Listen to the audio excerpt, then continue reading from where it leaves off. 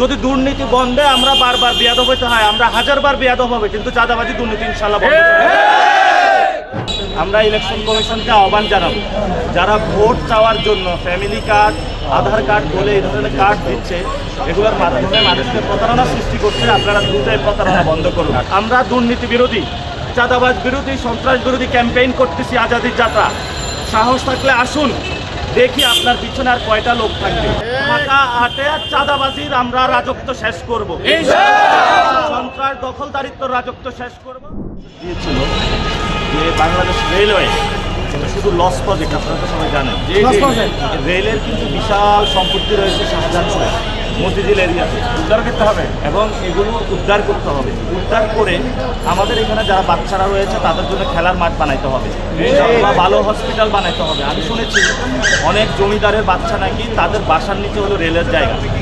এগুলা উপদেষ্টা রয়েছেন, রেল উপদেষ্টা, তার কাছে আমরা আহ্বান জানাবো যে আপনি যারা জমিদার শ্রেণী রয়েছে আপনার রেলের জায়গা এখানে দখল করেছে, তাদের সাথে প্লিজ রেলের জায়গাটা হলো উদ্ধার করে। এবং সাথে সাথে আপনারা দেখেছেন তারা বিভিন্ন জায়গায় ফ্যামিলি কার্ড দিচ্ছে, হেলথ কার্ড দিচ্ছে, এটা নাকি এটিএম মেশিনে দিয়ে টাকা বের হবে, এটা তো দলীয় কার্ড দিচ্ছে। এই দলীয় কার্ড দিয়ে তারা মানুষকে হলো প্রতারণার আশ্রয় দিয়ে বাংলাদেশের মানুষের কাছে ভোট চেয়ে বেড়াচ্ছে। আমরা ইলেকশন কমিশনকে আহ্বান জানাবো, যারা ভোট চাওয়ার জন্য ফ্যামিলি কার্ড, আধার কার্ড বলে এই ধরনের কার্ড দিচ্ছে, এগুলোর মাধ্যমে মানুষকে প্রতারণা সৃষ্টি করছে, আপনারা দ্রুত এই প্রতারণা বন্ধ করুন। আমি তারেক রহমানের প্রতি অনুরোধ জানাবো, আপনি বাংলাদেশে এসে বলেছেন যে আপনার একটি প্ল্যান আছে, এই প্ল্যান কি প্রতারণার প্ল্যান?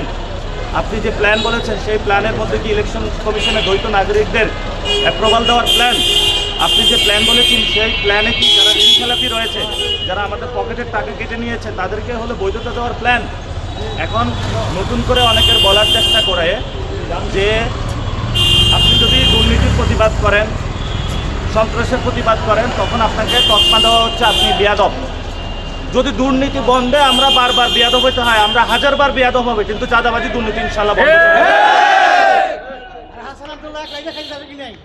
ইনশাআল্লাহ। এবং সাথে সাথে যারা রিক্সাওয়ালা, শ্রমিক বিভিন্ন জায়গায় রয়েছে, যারা বিভিন্ন জায়গায় রয়েছে তাদের পক্ষে ইনশাআল্লাহ আমরা দাঁড়াবো, যাতে কোনো ব্যক্তির দোকান, কোনো জায়গায় কেউ দখল করতে না পারে। অনেক মানুষের অনেক জিনিস দখল করা হয়েছে, আমরা এই দখলদারদের বিরুদ্ধে দাঁড়াতে চাই এবং বলতে চাই যদি বুকে সৎ সাহস থাকে, আমরা দুর্নীতি বিরোধী, চাঁদাবাজ বিরোধী, সন্ত্রাস বিরোধী ক্যাম্পেইন করতেছি আজাদির যাত্রা।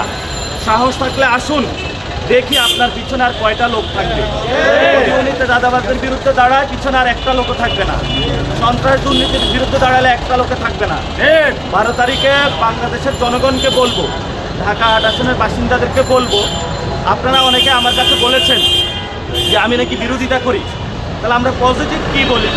আমরা বলবো যে যদি সন্ত্রাস, চাঁদাবাজি, দুর্নীতি এই ছোট্ট 3টি কাজ ঢাকা 8-এ বাস্তবায়ন করা যায়, এর চেয়ে বাংলাদেশে বড় পজিটিভ আর কিছু হবে না।